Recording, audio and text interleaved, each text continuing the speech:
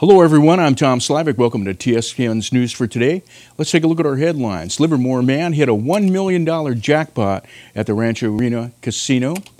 And ACTC approved a $1.3 million contract with Dokken Engineering to start design and environmental work on the Pine Grove Corridor Improvement Project.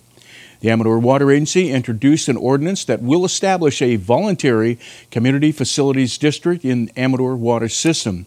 The Kennedy Mine Save the Wheel campaign picks a new logo, and a man reportedly was stabbed in the head in Pine Grove last week and then shot his assailant with a shotgun as he tried to flee. Local organizations sponsor a parent and student workshop on bully-proofing made easy, and in the second half of the news, I will speak with Reed Shugart of the Sutter Creek Fire Protection District about Proposition 172 and fire consolidation. So stay with us. I'll have these stories when I come back from the other side of the break. Hi everyone and welcome back. One lucky man walked away from Jackson Rancheria a $1 million richer Thursday. Due to the cold and rainy weather, Alberto Lopez of Livermore was unable to install windows at a local school and stopped by the Jackson Rancheria Casino to stay dry. Lopez, 51, was down a couple of $100s when he saw the penny megabucks machine and walked away a millionaire. Rich Hoffman, CEO of Jackson Rancheria, said, "We are pleased to announce our newest $1 million winner today here at Jackson Rancheria Casino. The moment you hit the casino floor, you feel the energy, and it was certainly present today. We've got more mega jackpot winners than any casino in Northern California." Lopez says he plans to spend his winnings to buy a house, pay off his truck, and to spend a little bit more time to help his mom. Located in the Sierra foothills town of Jackson, the Jackson Rancheria Casino and Hotel is owned by the Jackson Rancheria Band of Miwok Indians, a federally recognized Indian tribe and a sovereign government. The Rancheria is dedicated to developing projects that not only enhance the tribe's ability to remain self-reliant, but also reflect the commitment to be a good neighbor. And the Amador County Transportation Commission approved a $1.3 million contract with Dokken Engineering on Thursday to start a project design document and environmental documents on the Pine Grove Corridor Improvement Project. Commission Chairman John Plaz urged Dokken to hire locally on the project, including the 90 title reports, the little reports that can be done locally, and the geotechnical work. Dokken President Richard Liptek said he would be glad to contract with those Plaz was talking about, and Liptek said Geocon, his regular geotechnical firm, is flexible about subletting work. ACTC program manager and planner Neil Peacock was confident Dokken's work would leave nearly $700,000 in contingencies of the $2 million cash in hand that his commission has for the project. He said California Transportation Commission allowed only 25% of that to roll over into the next phase of the project. Peacock proposed rolling over $500,000 of contingencies, that's 25%, and sinking the rest into design. He said the rollover money means they could get started on the next phase, plans, specifications, and estimates without having to wait for state allocation, and may have enough money to complete that next phase. Commissioner Ione City Councilman David Plank applauded Peacock's strategic analysis, but urged caution because he had never heard where contingencies were not needed. Peacock said he would be personally upset if he needs to come back to the commission for contingencies, and if he does, it would mean that Caltrans had missed something. Liptek said this is a not-to-exceed scope of work, and if something we don't know or we forgot or we missed comes up, we'll not come back for more money. He said he runs the company, and that's why he can be there and say that. He's done dozens of projects with his contractors, and Liptek said, and Dokken is a 26-year-old company that does only traffic products and has 114 employees. Their list of contractors included Fair and Pierce, whose traffic model, he said, helped Dokken win the bid for the Pine Grove Corridor project's approval and environmental document. Liptek said he would meet monthly with Caltrans, it's 24 times over the expected 2-year project. The time frame, which included Caltrans' final approval of the environmental document. Fear and Pierce led environmental consultant Nemet Hisoni expected that to mitigate the negative declaration, the consultant's constrained-through-town alternative will fix what exists and build streamlining elements to help ease through the town on the highway. And I think that was Host Cinnamon. And the Amador Water Agency Board of Directors introduced an ordinance Thursday that would put in place policies and procedures toward establishing a voluntary community facilities district in the Amador Water System. The board waived the first reading of the ordinance to be considered for April 26. AWA Counsel Stephen Cronick said the ordinance is the precursor to the formation of the facilities district. The ordinance was intended to establish certain policies and procedures in furtherance of the formation of the Amador Water System Community Facilities District, a volunteer funding mechanism in which landowners would pay special taxes toward the debt of the Amador transmission pipeline and also for incremental capacity improvements at Tanner Water Treatment Plant and Ione Treatment Plant. AWA General Manager Gene Mancebo said the board directed staff to seek incremental increases to water plant capacity due to the economic downturn to avoid a more costly expansion at Turner. He said the facilities district is voluntary.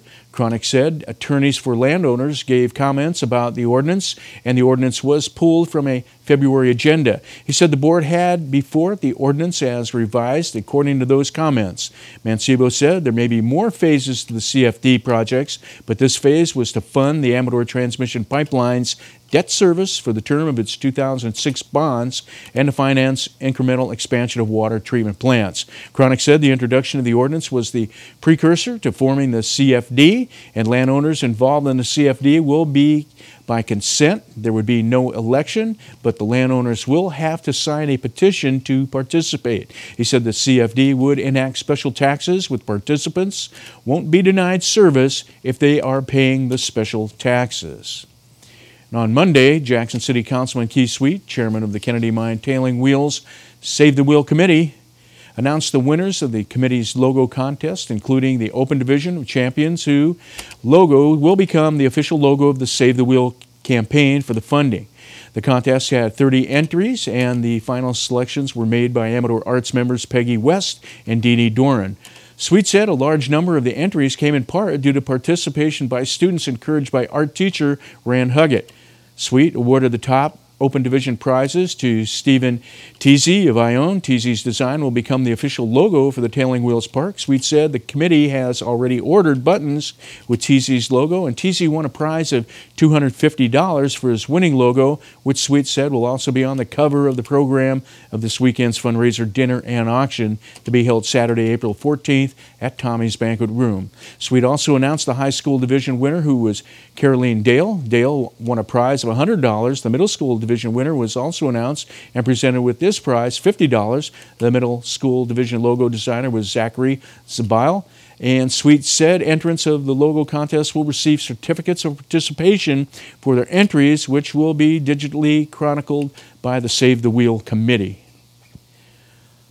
A Pine Grove man reportedly was stabbed in the head last week and then shot his assailant with a shotgun as he drove away. The Amador County Undersheriff Jim Wagner released details of an investigation of assault with a deadly weapon, saying that on March 28th at or about 7:30 p.m., the Amador County Sheriff's Department received a 911 call from a resident on West Michael Mine Road. The caller said an associate of his had stabbed him in the head with a screwdriver. The caller reported that he subsequently shot the associated as he was seated in his pickup truck attempting to leave. Sheriff's deputies responded and contacted the 59-year-old male caller, who was suffering from a stab wound to the temple.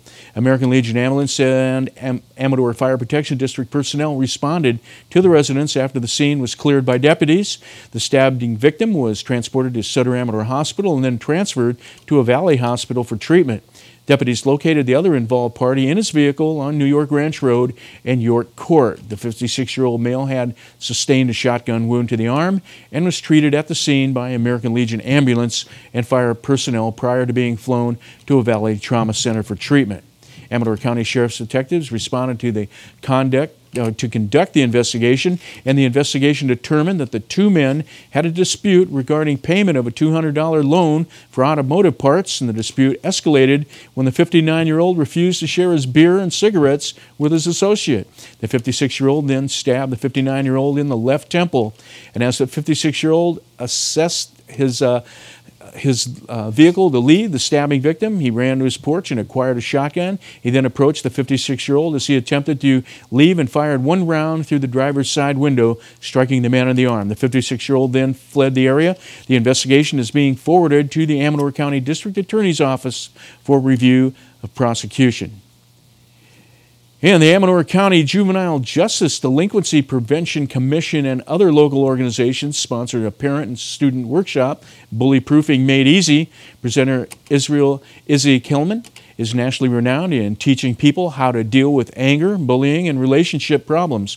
Kilman is the creator of website Bullies to Buddies and an author of books about the subjects. Parents and students in the workshop will learn how to reduce bullying with less time and effort, ways to enhance students' self-confidence, resilience, and maturity, simple responses that dramatically reduce aggression between kids. And attendees will learn the psychological value of the golden rule, freedom of speech and humor, and how to reduce bullying among kids with little effort. Coleman's workshop is sponsored by the Amador County Juvenile Justice Commission, whose goal is to be a public forum in the interest of justice for children and youth delinquency prevention to provide leadership for citizen action. Also sponsoring the workshop is Amador County Friday Night Live, a youth leadership program that gives kids an opportunity to be actively involved in youth leadership skills, building in drug and alcohol prevention activities.